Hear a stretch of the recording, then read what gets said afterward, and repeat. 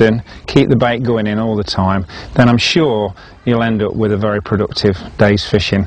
And in terms of catching carp, I've got 100% confident in this bait. I've used it now for the best part of 12 years, caught tons of carp on it, and I've got no reason to change. And with this new complex bait, I think there's going to be a lot more carp on the bank. Well, this has been a fantastic session for me. 8 fish on the bank and culminating in a mid-20 just as the light was starting to fade last night. I've had some better sessions, but I don't think I've had as many enjoyable ones as this, and all taken on a bait that 10 years ago probably I would have poo-pooed and certainly not given it a second glance, but it's a firm favourite now, and I wouldn't go anywhere for any type of fishing, not just carp fishing, without taking a few boilies along with me. So good luck and great fishing. That's proper, that, isn't it? I didn't expect to get my boilie back, but look at that. Ooh.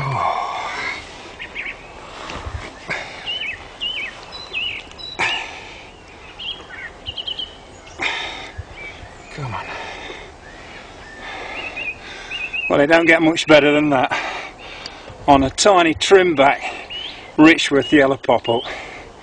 Absolutely fantastic. Yeah, beauty.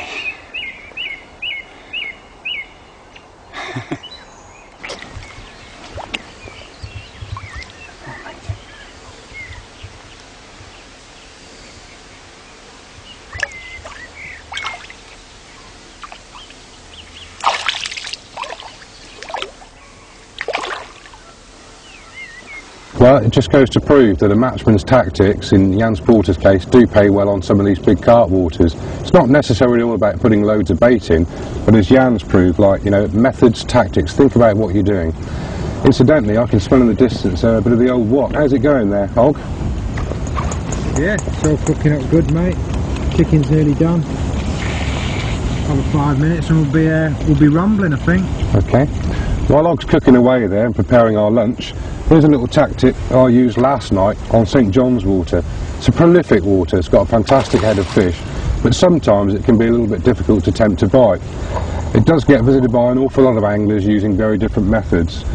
One of the methods that I do like to use down there is just what I call a one-hit flavour hit, and that's basically using tutti frutti boilies, which smell absolutely gorgeous, like, and they attract fish from miles around.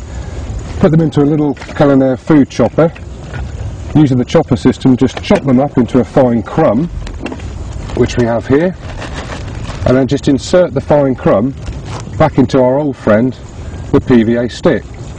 And in this case, or in last night's case, the hook bait was one single 10mm boilie, which just shows how effective it can be. And whilst we're on the subject of flavours, Andy Little, who needs no introduction, a very well-known carp angler, spent a little bit of time on the new day ticket water Brasenose earlier this year and put to use the Richworth capsules and flavours to catch some fantastic carp. Let's go across and see how we got on. As carp anglers, most of us are aware just how powerful liquid attractors are. Already we're using them, you know, within our boilies. We always use a lot of very sophisticated flavours, especially made for sort of the boilie industry, and over a period of time, you know, things like Tutti Frutti and Scopex and that have been absolute killers.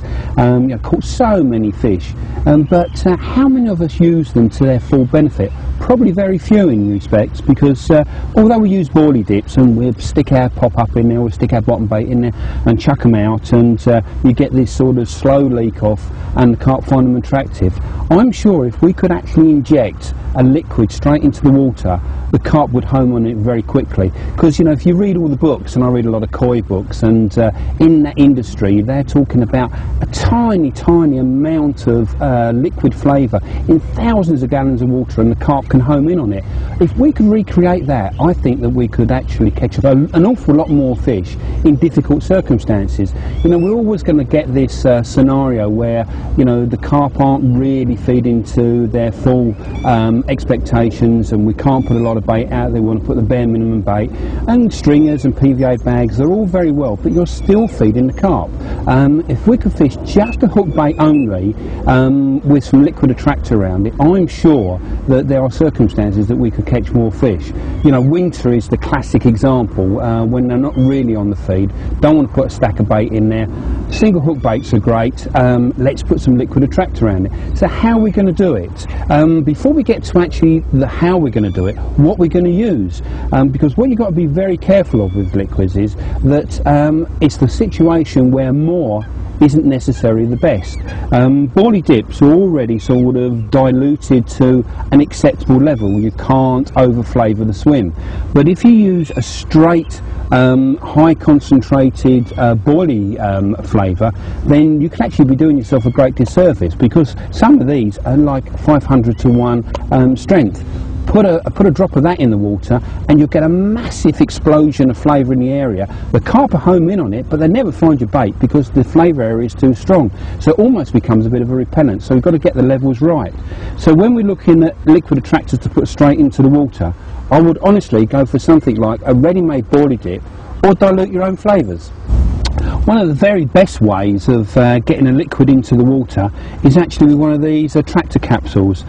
Basically what they are, they're little dissolving capsules that you can inject flavour into, and cleverly you can put them in the side of a lead. What you've got there, these are the capsules, you've got a little rubber ring, you can drop them in either side of the lead like that, and then with a syringe, and be careful with these, don't want anyone sort of injuring themselves, a little bit of flavour, and inject that into the capsule, and what you get this beautiful leak off of flavour into the water right next to your bait. So we'll just do that side, and drop that side. That's away. To get an instant release, what I also do is I just take the needle and I prick the capsule 2 or 3 times, and what that will do, that will allow the flavour to immediately come out, and then as the capsule dissolves you get the full amount of the flavour coming out. So quite a good little trick that. Now when it comes to flavours, what you've got to remember is that some flavours are very buoyant and other flavours are very heavy, so some settle on the bottom and some will rise to the surface. Now we can use this to our benefit. If you start to think about the sort of bottom that you're fishing over, you know, it may be gravel and with very little in the way of weed, very little in the way of any obstructions or anything, and this way you want something that's quite heavy. You want sort of glycerol type flavour, that when it dissolves out the capsule it stays on the bottom, and you'll probably be fishing a bottom bait close to that, so you've got the one hook bait amongst this lovely flavour. But if you're fishing somewhere that's very, very weedy, that's going to be difficult, because if you're casting into the weed you might be able to have to put some PVA around the hook to stop it masking up in the weed. What you don't really want the flavour dispersing out into the bottom. What you want to try and do is get that flavour coming up through the weed, and you can do this by using an oil-based flavour, and in fact if you're very clever, do a mixture of both. What I like to do sometimes is put some heavy flavour, some sort of glycerol based flavour in the capsule, and then top it up with a bit of oil based flavour. So what you get when you cast in, you'll get flavour rising through the weed, which hopefully as a carp are sort of coming through lily pad beds and beds of Canadian pondweed, they'll pick up on that, they'll follow that flavour trail down, there'll be more flavour around the bottom, and lo and behold your bait right in the middle of it. I suppose it's all very well me waffling on about these flavours and finding ones that are buoyant and finding other ones that sink. How do you go about telling exactly what floats and what sinks? The easiest way is just get yourself a little test tube, a jar, a little aquarium, anything that you can see clear water into, and just test out your flavours. A couple of drops in there and see what happens to them. You can put them in the capsules. All I would do is inject it into the capsules, drop the lead into the bottom of the tank and watch what happens. You'll see that the glycerol type flavours, they start to disperse and they hug the bottom and they sort of move out almost in a radius away from the leisure weight. And then you get the oil type ones, they come off in little bubbles and they come to the surface. You can mix and match them then, and then you can find which ones are going to be the best on a day for fishing in weed. You may want to do a 50-50, some that float and some that sink. You may even want to fish a pop-up straight up off the lead and fish it amongst a stream of oils that are coming up. Very successful method that. So just experiment, but just watch the strength of the flavours, don't overcook it. These capsule leads come in all sorts of shapes and sizes.